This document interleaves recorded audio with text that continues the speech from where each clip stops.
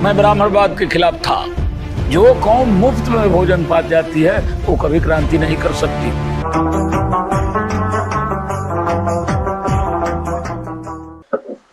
आते हमें ये बात समझ में आने लगी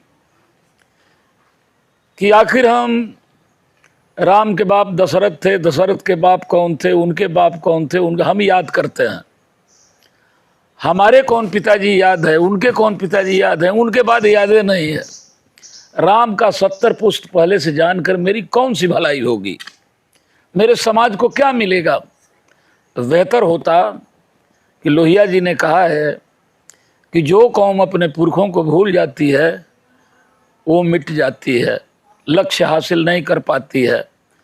इसलिए अपने पुरखों को याद करोगे कि हमारा बाप को चप्पल नहीं मिलता था, पढ़ा और इतनी बड़ी संस्था बनाया, तो तुम अपने बाप के उस तस्वीर को देखोगे तो ये सोचने पर मजबूर हो जाओगे कि चप्पल पहनने वाला जब यहाँ तक ले आया तो हम तो उसके बेटे हैं, सूट बूट पहन रहे हैं, हमें इसे यूनिवर्सिटी बनाना चाहिए।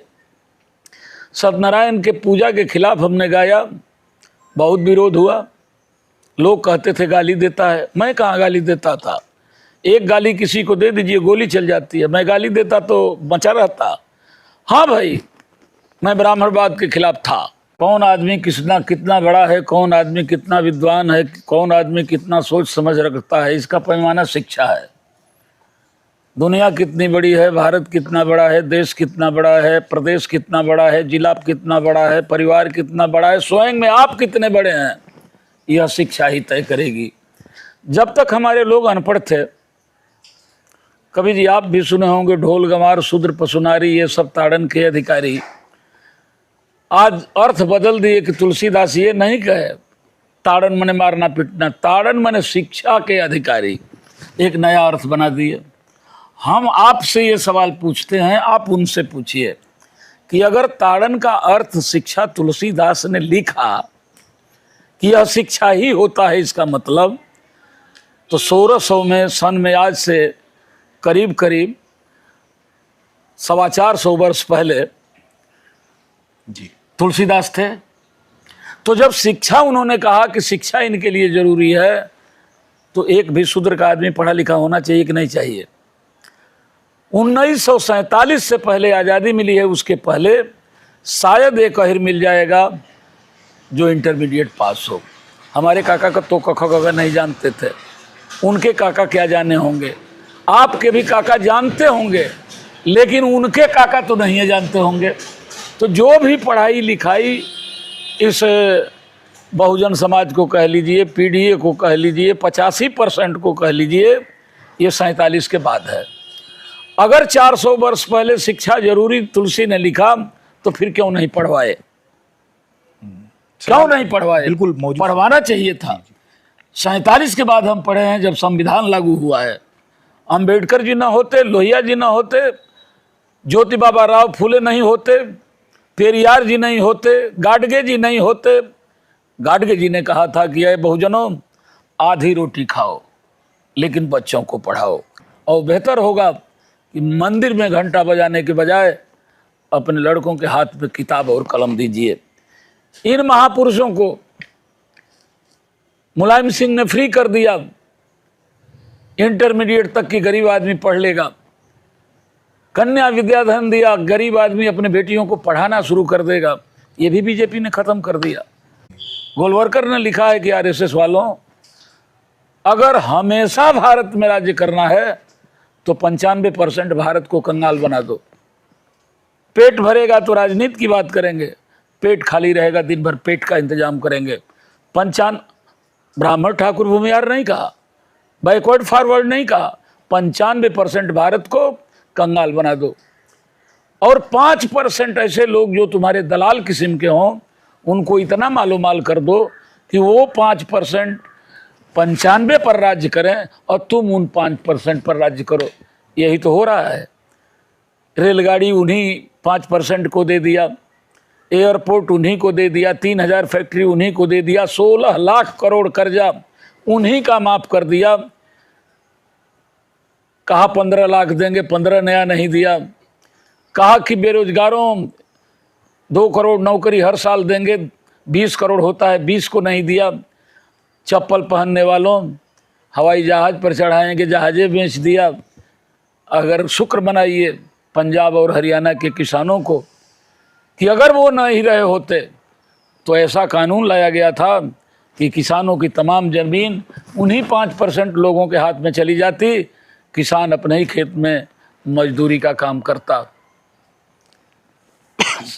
मोदी जी, बीजेपी, आरएसएस यही चाहती है कि इतनी महंगाई ला दो कि देश कंगाल हो जाए, कोई राजनीति की बात ना करे, कोई गरीब आदमी अपने बच्चे को ना पढ़ा सके।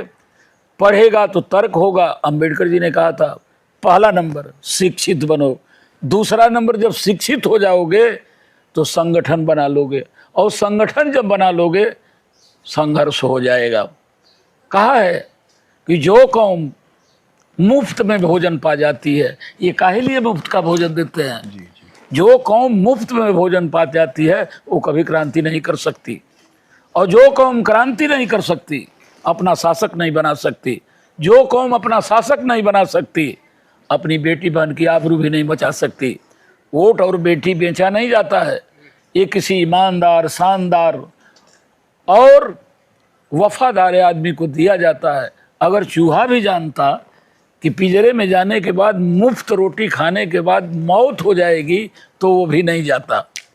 जी जी जी और हम कह रहे हैं कि हमको राशन मिल रहा, जहाँ तुम देश के हकदार हो। भारत के संविधान में देश हमारा है, क्योंकि जो अधिक होगा उसी का देश है।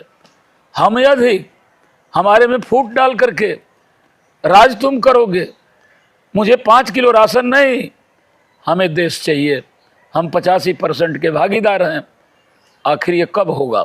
जब सारे लोग खड़ा होकर के इस आवाज़ को लगाएंगे कि समझो, वरना एक बाल की वही शेर है कि वतन की फिक्र करना दा मुसीबत आने वाली है।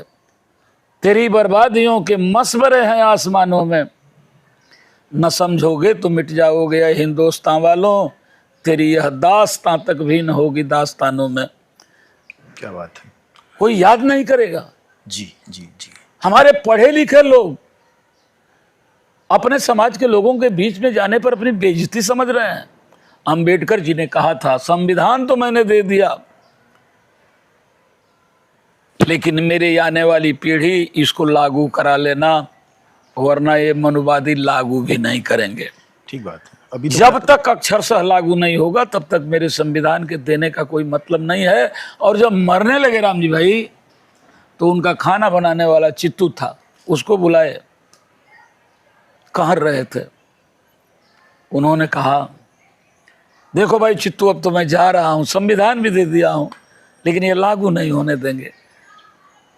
नौजवानों को हमारे कह देना कि जिस कारवां को अंबेडकर जी यहाँ लाकर छोड़ के गए हैं, हो सके तो आगे बढ़ा देना, और आगे ना बढ़ाना तो भाई हाथ जोड़ते हैं पीछे भी मत खींचना। क्या बात ऐसी ऐसी महानुभूतियाँ हमको जगा करके चली गई। उन्हीं के नियम कानून पर हम डीएम एसपी हो रहे हैं। हमारे ही बल पर आरएसएस की सरकार चल रही है। हम तो गए गुजरे आदमी हैं कि पढ़ लिख करके भी अंबेडकर के संविधान से ही हम डीएम हुए, अंबेडकर के संविधान से ही हमें मंच मिल रहा है, हम बोल रहे हैं। जो बहुत पढ़ा लिखा है उसको आप नहीं समझा सकते हैं, जो बहुत गंवार है उसको भी आप नहीं समझा सकते हैं। मिडिल क्लास के लोगों को आप समझा सकते हैं, क्योंकि जो बहुत पढ़ा है उसको समझाने जाएंगे तो अपनी बेइज्जती समझेगा कि हाई स्कूल पास वाला हमको समझा रहा है। नीचे वाले का दिमागे नहीं है कि वो समझ पाएगा, बीच वाला जो थोड़ा थोड़ा है वही आपकी बात समझ पाएगा। काश हमारे लोग जाति न जान करके वर्ण जान लेते, वर्ग जान लेते, तो एक लड़ाई हो जाती। इसीलिए साजिश के तौर पर मनुवादियों ने अपने सर्टिफिकेट के सामने वर्ण लिखा है। ब्राह्मण में भी तिवारी हैं, ब्राह्मण में भी पाणे हैं, चौबे हैं, त्रिवेदी हैं, कौन कौन हैं, लेकिन उनकी सर्टिफिकेट सनद में जाकर देखिएगा, अरे ये ट्रांसफ़र सर्टिफिकेट में उनके जात के आगे ब्राह्मण लिखा जाता है। ब्राह्मण एक वर्ण है, ठाकुर के आगे छत्री लिखा जाता है, ठाकुर एक वर्ण है, लेकिन शूद्र के आगे जाति में अहिर लिखा जाता है, भौर लिखा जाता है, चमार लिखा जाता है, कोयरी लिखा जाता है। जिस तरीके से ब्राह्मण तुम अपने लिए लिखे अपना वर्ण, छत्री लिखे अपना वर्ण, हमको तो भी लिखना चाहिए शूद्र वर्ण। जी लेकिन जानते थे कि शूद्र वर्ण अगर हम लिख देंगे तो सब लोग समझेंगे कि हम एक हैं, और जाति इनकी सर्टिफिकेट दे देंगे तो सब जानेंगे कि हम अलग अलग हैं, और इसका फ़ायदा फूट डाल करके हम उठा सकते हैं। आखिर स्त्री गहराई में कोई जाए तब तो